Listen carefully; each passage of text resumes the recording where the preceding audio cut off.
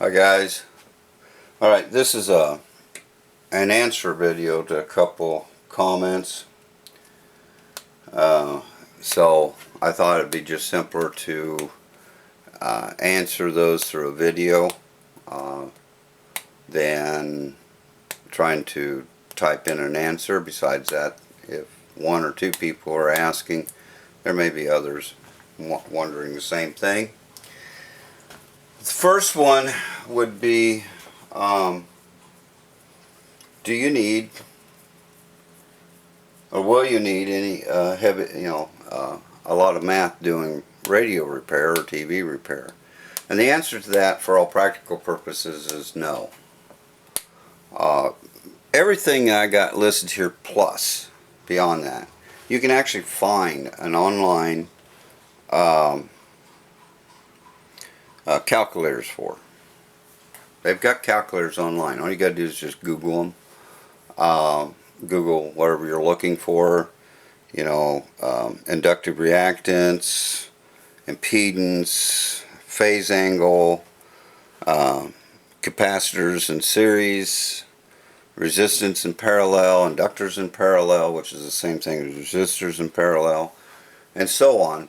And you'll come up with probably several hits in the big calculator, and you just plug in the numbers you need and what your information and get what your answer. So you don't really absolutely need to do this math. For one thing, I use it to teach the theory, more or less, because math is the language of science and technology. Math is an actual language that helps explain. The other thing is I'm old school, so I kind of believe that a person or at least a student should kind of at least know this, know how to work one of these problems or something before they ever use some form of total calculator or something. That's why I show it. Now, none of this is classes. This is not formal classes or anything else. It's just basic theory. But to do a radio repair, no, you don't really need any of it. If I was going to pick out something, would be up here. You might need to know how to do one or two, a couple capacitors. Probably not more than two. So the product over sum would probably be an easier one to use. But there may be a time that you need to put a couple capacitors in series, and I'll get to that in a minute why. More importantly is probably resistors in parallel. At least two. And the reason for that is, more than anything, this would be something that you'd probably really run into, and that is to either get a size that is just, you can't buy. Some of these old resistors are sized out that there's nothing close to them, and you may run into that. So you may have to parallel up a couple resistors just to get that size in resistance. The other thing would be you may need a 1 watt resistor, and all you've got in stock or only thing you got around at your house is half watts. You don't have any 1 watts. Or you may have some 1 watts, but you just don't have one that's going to be close in value. Or even a 2 watt, So you may have to parallel a couple resistors or more together to get the wattage you need, the power you need to dissipate. Why would you do that? Most likely the value, the resistance value of that 1 watt or 2 watt resistor may be something you can get. But if you don't need anything else, and you're like a lot of us, where your only avenue for components is online, at one of the online retailers on there, wholesalers and stuff like Mauser, DigiKey, Just Radios, Radio Days, Antique Radio Supply, Allied, so forth and so on, then just ordering one resistor online may only cost you 20 cents for the resistor, but you may pay $4, $5, $6, $7 for shipping. It just doesn't really justify. Now, if you've got a whole bunch of other parts you need to order, you can order them all from one place, then they'll just throw them all in one box. You pay one shipping. It's not so bad. But if you're fortunate enough and you live somewhere where there is a electronics distributor nearby in your community, in your town that you live in, that you can just go down there and probably pick up that 1 watt or 2 watt, well, that's fine. But that would be one of the biggest reasons, would be more or less wattage. Once in a while, getting the correct value would be another reason for putting resistors in parallel. Capacitors in series, one of the biggest reasons for that is what you may be working on may require a 475 volt or even 500 volt cap, mainly be electrolytics. Film caps, not that big of a deal, but electrolytics would be where you'd really run into this. And so you may have to series up a couple of them, but when you do series them, it reduces the total capacitance. So you need to know how to figure that. You may have to series up a couple of them to get the voltage rating that you need. Because 500 and 600 volt caps are hard to find.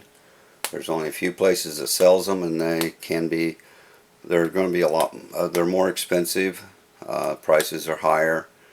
Just Radios, for one, right off the bat, does carry them, but the number of different capacity values is drastic. Your choices is drastically reduced when you go up there in the 500 and 600 volt range. But that would be really the biggest reason for doing capacitors in series. But having just some feel for either one of these can come in handy. Again, they can be found as a calculator online. So to answer your question, heavy duty math, no. This is about, really, right here is about your biggest, for all practical purposes. Once in a while, and when we get to it and we get into resonance frequencies, that formula might come in handy. You may have to actually work on something in repair where you may have to figure out either an inductance or more or less an inductance or something, or possible capacitance that you need to fix, a resonant circuit. But if I was going to pick any, I would pick these. As far as calculus, no, not to do repair. Again, I did that calculus video just because I was asked about it, just to kind of give y'all, just anybody who had questions of what an integral is. And so that's really the nutshell of that. Again, anybody wants these formulas, I've been leaving this on here so you can just write them down. This down here, the 159,000 over FC, allows frequency to be in hertz or cycles per second, and capacitance in microfarads. Otherwise, the regular formula is frequency in hertz, but capacitance in farads. So now, I hope that kind of answers that. You do not absolutely need, you actually don't need any of it. I mean, again, you can find the calculators if you ever have to figure something up. So you just Google them, resistance and parallel, total resistance, just Google it. Or capacitors in series. or inductors in parallel, which you probably will never ever need unless you're building something. A lot of these would be if you're building something or trying to just understand AC theory. So with that said, I'm going to go ahead and erase some of this, and we're going to answer the other question. At least most of this bottom part anyway, or maybe even the resistors. Now I kind of answered a little bit. The other question was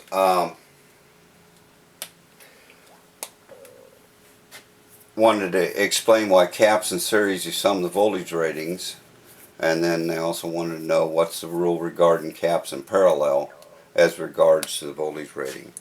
Well, I started off with the capacitors in series, and a few points.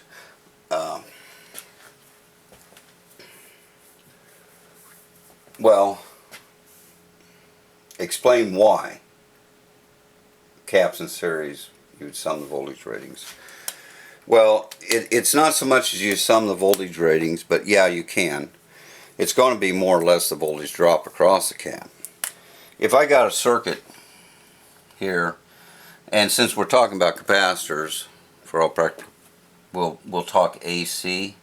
So we just do a little thing like that. We come up here, and so we got a cap here, a cap here, a cap here, and it comes back around and hooks here. Alright. In any series circuit, current stays the same. So the current flowing through this circuit is the same no matter where I'm at in the circuit. I can put an amp meter anywhere in here, or a milliamp meter or whatever, anywhere in this circuit and read the same current. So in series, current always stays the same. What changes, or what happens, is the voltage drops may be different depending on the load. So if I had a 9 volt here supply, and these 3 caps were actually the same size, perfect caps, I don't care what value they are, but they're the same value. What that means is they're going to drop exactly the same amount of voltage on each one. So each cap will drop 3 volts. And when I add those 3 volts together, they should equal the total voltage, since that's the only loads that's in the circuit. Now if there was, they could be different sizes, so I could have like maybe a 5 volt drop here and 3 volt drop here and 1 volt drop here, but it still adds up to 9 volts. They always will. Always add up to your total. But it just basically boils down to Ohm's law. Using capacitive reactance or even impedance formulas, I can figure out to AC the capacitors become just like resistors. So this circuit's no different than a circuit that would have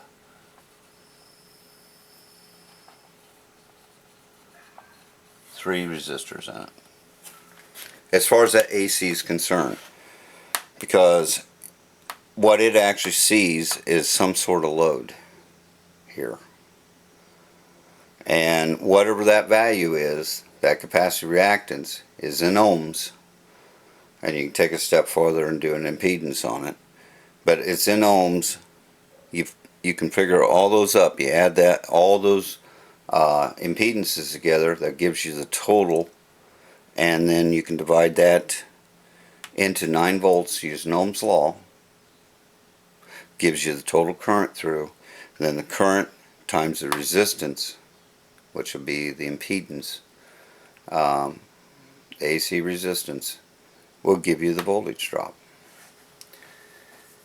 Now, that's why basically it seems like a sum of the voltage ratings And you can think of it that way. But every cap has a voltage rating on it. It tells you the maximum working voltage, constant voltage you can apply to that capacitor. If you put them in series, that's the reason why they would sum up, is because in series the current stays the same, so the voltages is what changes. If you got two like capacitors to the same value, same size, then they would drop the same amount of voltage across them in a circuit. Now it may, depending on how much actual source voltage you've got, how big it is, it may never be anywhere near the voltage rating. That in a circuit I showed had 9 volts as a supply.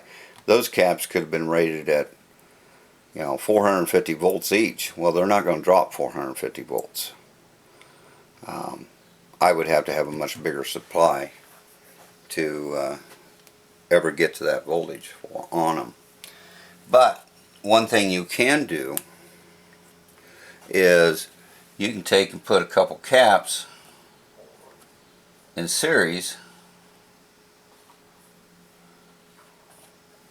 to get a higher voltage rating. Now when you do that, you really want these caps to be the same size. So just to pick out some numbers, say I had a 5 microfarad cap that was in my circuit or on the schematic at 500 volts rating. Now the first thing you might think is, well, if I got 500 volts and I can sum them together, I can use two 250 volt caps. Not quite. First of all, we look at the 5 microfarad. Well, then we'd use 2 10s. 2 10s will come out giving us a total of 5 microfarad. So that's fine. But what voltage do I want? Well, the rule of thumb is you derate the voltage rating by 100 volts. So if I'm looking for 500 volts out of 2 caps in series, then I want 350 volt caps, not 250 volt caps. I want to derate it. So I would use 10 microfarad at 350 minimum voltage and a 10 microfarad at 350 volts minimum. And that's minimum. That's as low as I want to go. The reason is these are electrolytic, and that I would be using here, and they have greater leakage than any other type of cap out. And if that leakage is not quite the same, or if the values are not quite the same, one cap can actually end up carrying more voltage than the other one to get the total. And if you use that right at the 250, that would mean one of the caps could be very easily have and handle more voltage than it was designed for. Now, to really make this thing work, or at least for safety's sake, you'd want to take and put a couple resistors in here. Size really is more something that you'd have to practice with, but a ballpark is anywhere between, oh, say about 180K to 250K or 240K. Generally around about like 220, so I'd probably put like a couple 220s in there. The whole reason for that is these will keep these guys basically honest. In other words, there'll be a little bit of current going through them, and there will be a certain amount of voltage drop, which combined will equal that maximum 500 volts. So these I can get darn near exact size, and guaranteed that. I can use 1% precision resistors to put in here, and that pretty well guarantees me that they're both the same size or really close. So each one would be dropping, or would have effects of 250 volts. That would keep these guys at that voltage. If you go too small, too much current goes through, and you lose the effect of the caps doing their job. not enough current goes through them. It's probably a filter circuit, so you'd get too much current going through here and your filter wouldn't work so good. Too high resistance, not enough current goes through to keep these balanced. So so somewhere around 200K, give or take, either side. I usually just used like 220K. But whenever you're doing this, derate as best as possible. Derate the cap by at least 100 volts. So if you're needing 500 volts out here, then you'd use like a bare minimum of 350. 450 would even be better. Okay, but at least 350. That way, you're darn sure that if one of the caps is a little bit off and stuff, it'll be perfectly fine. It will not get overworked.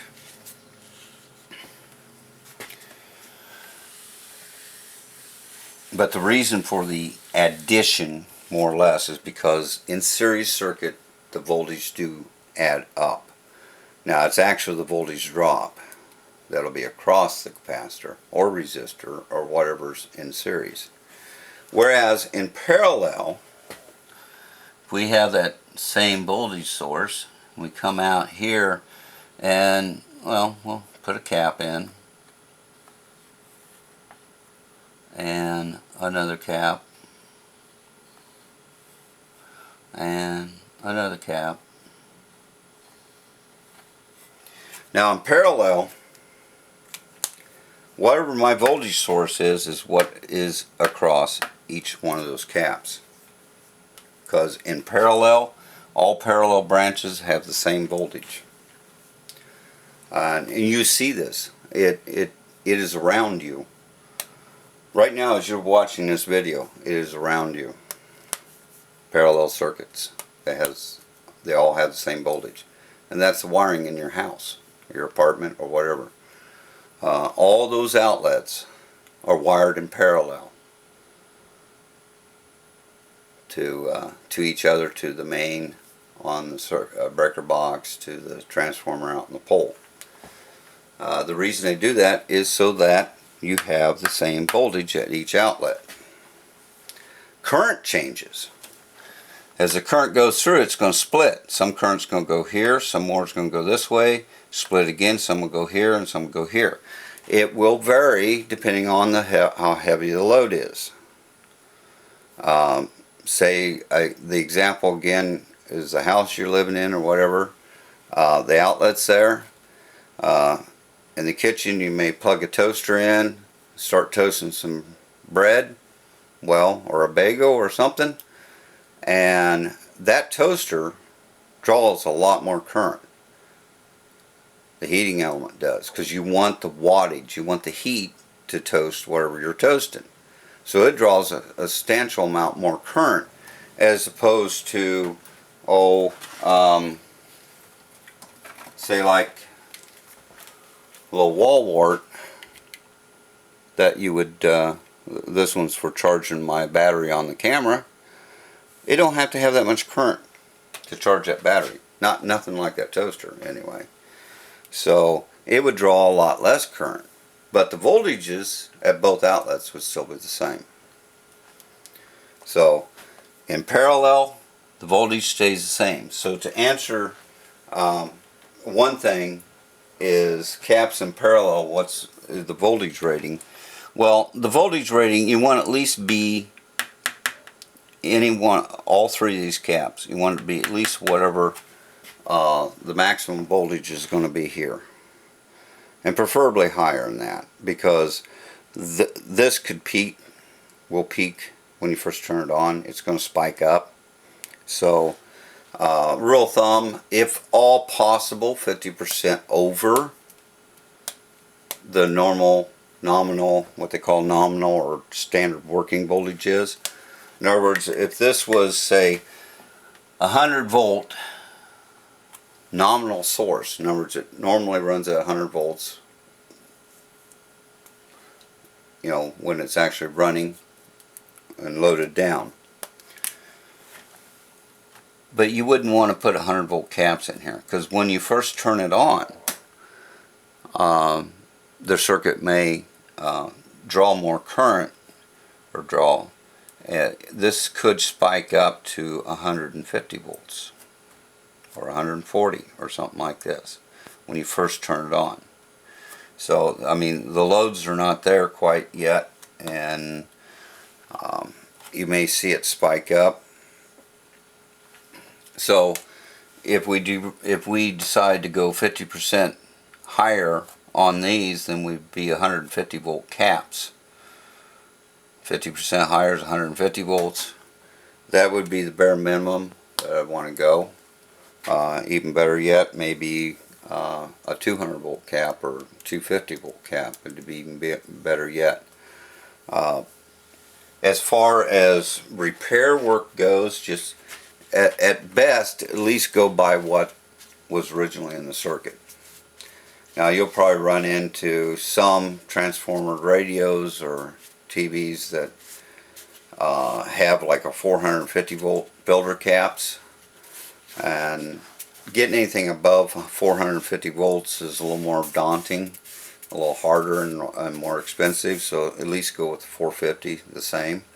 But if it's a series strung transformerless like radio, it would be nothing for you to see 150 volt rated caps in there on the filters. I'd put at least 160s, or even 200 is fine. But as regards in parallel, all of them have to be the same. I mean, not same capacitance, but they have to be at least that rating. In this circuit, at least 150 for all of them, or higher, because the voltage is going to be the same. Whether you're looking at this cap, or this cap, you know, it's as though any one of those are gone, you know, and it's just the one cap in there. So, but as far as the rating goes, if you're building something, know what you're basically, basically know what your no load voltage is, for one thing. Always go off of it. So if you're building something like some sort of power supply, and you got and you're going to use a transformer, then measure that transformer secondary with no load at all. Just plug it in, measure it. Be careful when you're doing this, but measure it and see what it is. If it's say it's 100 volts, no load, nothing hooked to it, then rate your caps. Use caps that are at least 150 volts. Most likely when that thing loads down, it may drop down to 90 volts, which is fine. Plus also, the higher the voltage is on the cap above the normal working voltage in the circuit, the longer they will generally last before they fail. Go as big as you can. Big as you can afford, and you know, big as you can as far as voltage rating goes, as you can fit in. You know, sometimes whether it's wattage sizes of resistors or voltage ratings of capacitors, you may be limited by space. You know, the higher the voltage rating is the cap for any given size, it will be a little bit bigger. There are some caps that you can buy that are a little smaller diameter, but then they add length to them. But in any case, and there are some resistors that are high wattage resistors that are small, but under normal circumstances, your limiting factor may be just your physical room and size to get things in there. But always, as far as answer to your question, as the voltage rating goes, if you're repairing something, at least stay at and preferably above the voltage of what was originally in there, what the schematic calls for. And if you're building something, then you want to at least go 50% higher voltage rating than the no load voltage. So I hope that answers your questions. If not, we'll probably end up doing another video to answer them. On the next video, we will be getting into inductors and how they deal with AC. To kind of give you some heads up of where we're going to be going is as far as math goes, guys. But don't worry, I'm the only one that needs to deal with this. Everything can be found as far as a calculator online. Just Google it, look for what you're looking for. But we have capacitive reactance, which equals, we'll just use the standard formula of 2 pi FC. Inductive reactance is 2 pi FL. I'm going to show when we get in AC, fully in AC after we get past the inductors, is how these two become this.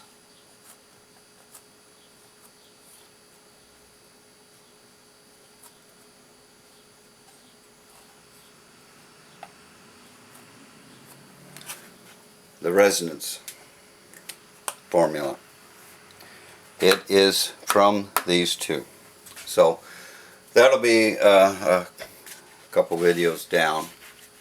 Won't be the next video, but the video after that probably on AC. So just something to know that is coming. But I will show how I will work through all the work, the steps of taking these two and deriving this formula. So anyway, I want to thank my new subscribers, and I want to, if you thank everybody who's commented. I'll try to get back to some of the others, but yeah, the inductors are coming, so, and stuff. I hope this answered the questions. And anyway, if you like this video, give a big thumbs up. Don't get too worried about the math. For the most part, most of the time, and most of the things you ever work on, repair and stuff, will not require a whole heck of a lot of math more than just being able to know that that's what was in the circuit and just replace what the schematic says. Worst case scenario you run into needing to do troubleshooting, but it won't be as much math in the troubleshooting as just knowing the theory and knowing where to look and stuff. So anyway, if you like the video, give a big thumbs up. If you're new to my channel, just stumbled across this video, I do videos on theory, as on tube theory anyway, vintage electronics, as well as I do restore stuff, and I do videos on that. So anyway, if you are like seeing videos like this, just subscribe if you haven't already. So I will see all of you on the next video, and you guys have a good day. Thanks for watching, and thanks for your comments. Bye.